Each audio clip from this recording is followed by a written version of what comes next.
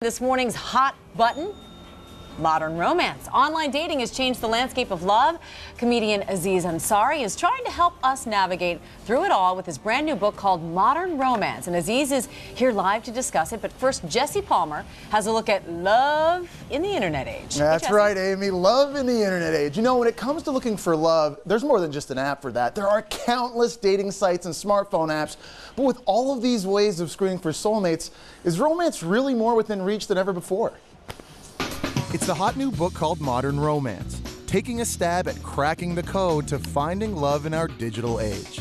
Research shows that nearly 40% of Americans have used a dating website or app, and 35% of couples who married within the last 10 years said they met online. You people that are married, been in long relationships, you have no idea what it's like out there right now. So comedian Aziz Ansari, teaming up with sociologist Eric Kleinenberg, set out to examine the existing research on dating and relationships and then came up with data of their own. The team designed a massive project which included hundreds of interviews and focus groups done all over the world, and then created their own forum on Reddit where thousands of messages from everyday people helped form the basis for the conclusions in their new book.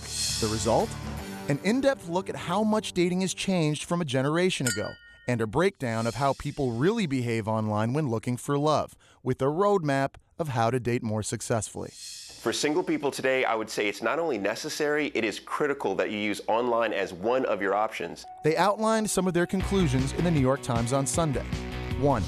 People filter too much. They are too specific about what they want, when research shows that people really don't know what they want. 2. Picture does not make perfect. There is too much emphasis placed on what people look like. And 3. We all need to go slower. Give a relationship a chance to grow and not to give up too quickly thinking there's someone more perfect out there online. All right, so apparently I have to rethink my profile pic. Awesome. You know, in that New York Times piece, they also emphasize that unlike dating sites are a place to meet people, not to actually date them. And an anthropologist saying these sites should instead be called introducing services, and you should save some of the vetting for when you actually see the person in person. Would seem to make sense. Amy? Yeah, human contact. It's really, you know, something. Yeah, I mean, hello. So we're happy here to have Aziz Ansari with us. Talking about his book, Modern Romance and Finding Love in the Digital Age. And Aziz, we all know that obviously technology has changed the way we date, but you say you found in writing this book it changes how we view love and marriage.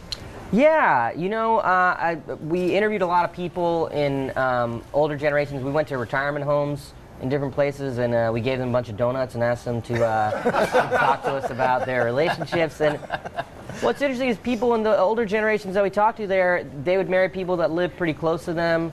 There's all these crazy studies that showing like people would marry people that lived, like 1 out of 12 people in Philadelphia in the 30s married someone in the same building.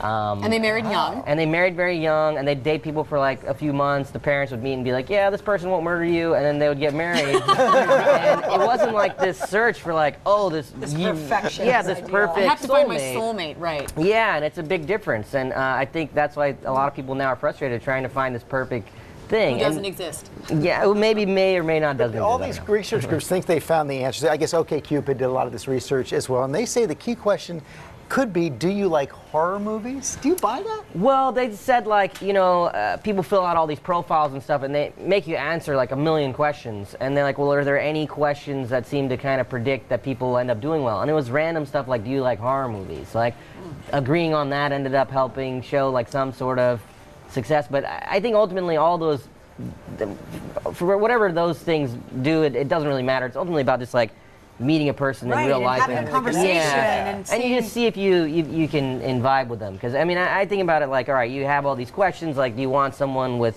this, that, or whatever, but what you're really looking for is just someone you can hold and watch, you know, a few hours of a critically acclaimed drama with and go to bed.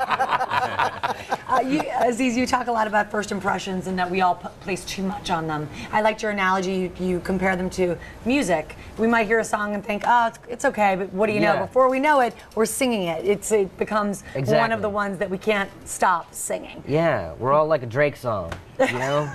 You first hear, you're like, okay, I've heard this before. So what's your advice? keep listening to the people. Like, just spend some more. I feel like people go out with people like once, like, oh, yeah, he had a weird hat on or something, and then it's like, all right, well, hang out with the person a little bit more, and you know, there's just so much. There's so much science that just shows the more time you spend with people, the more you too much discover. choice out there? That's the thing that people, when we interviewed young people, they said a lot, that there's just so many options out there and so much choice. And again, there's a lot of science that shows like whenever there's more options, it's actually harder to make a choice. And when you do, you're less satisfied. And I think now you're told, don't settle. Don't settle. And I have a question for you. You gave some pretty bad examples of texts that men have sent to women in your book. Yeah. But like the generic first text to a lady, hey. Yeah. Can that ruin a relationship before it even gets started? Well, it's not that it will like ruin a relationship, but it's like, okay, it was interesting because we just looked at people's real phones. And so we had like hundreds of women's phones that we looked at. And when you see like what dudes are texting them, a lot of it is just like, what are you doing? And it's like, that's not going to really help you. That's a conversation starter. It doesn't really help you stand out. I'm surprised it's not, what are you wearing? Yeah, well, there's that too. It's morning television. Sorry. I do some Nightline. I apologize. Hide your phone, Dan. Yeah, Hide your phone. It's an educational read and a funny one at that. Yeah. Aziz's book, Modern Romance, available now. Check it out.